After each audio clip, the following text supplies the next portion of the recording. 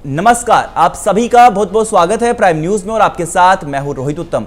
भारत ने कनाडा में 1 महीने से ज्यादा समय से बंद पड़ी वीजा सेवाओं को गुरुवार यानी कि आज से दोबारा शुरू करने का ऐलान किया है।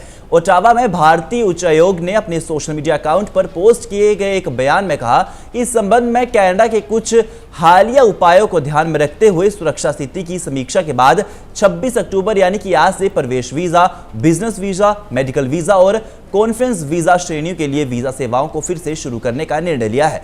बयान में यह कहा गया है कि इमरजेंसी सेवाएं भारतीय उच्चायोग और टोरंटो, वैंकूवर और वाणिज्य दूतावासों द्वारा संभाली जाती रहेंगी। ऐसा माना जा रहा है कि बुधवार की घोषणा के बाद से दोनों देशों के बीच तनाव थोड़ा कम हो सकता है।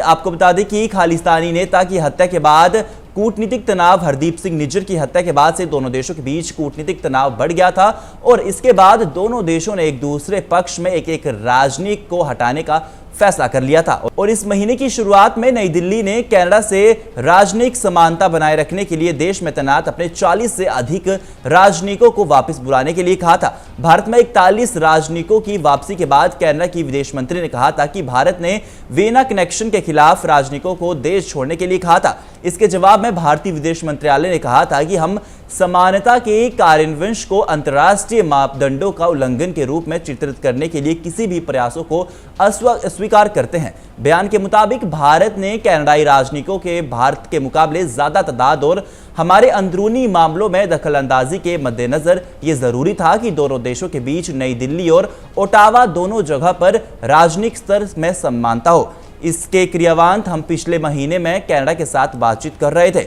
आपको बता दें कि दोनों देशों के बीच कूटनीतिक विवाद तब पैदा हो गया जब कनाडा के प्रधानमंत्री जस्टिन ट्रूडो ने संसद में कहा था कि किस तरीके से कनाडाई नागरिक हरदीप सिंह निज्जर की हत्या के मामले में उनकी सुरक्षा एजेंसियों के पास पुख्ता सबूत है कि निज्जर की हत्या में भारत सरकार की भूमिका हो सकती है।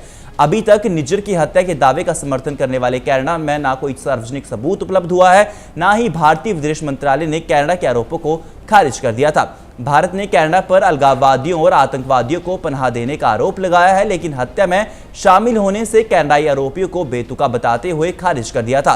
वीजा सेवा बहाल होने से कनाडा के मंत्री हरजीत सिंह ने इसका स्वागत करते हुए कनाडा के लोगों के लिए अच्छी खबर बताया है। वेल, आई होप हमारे द्वारा जो आप तक वीडियो पहुंचाई गई है वो आप तक इन्फॉर्मेटिव लगे। वीडियो इन्फॉर्मेटिव लगी तो वीडियो को लाइक कीजिएगा, पेज पर नए हो तो पेज को फॉलो जरूर कीजिएगा।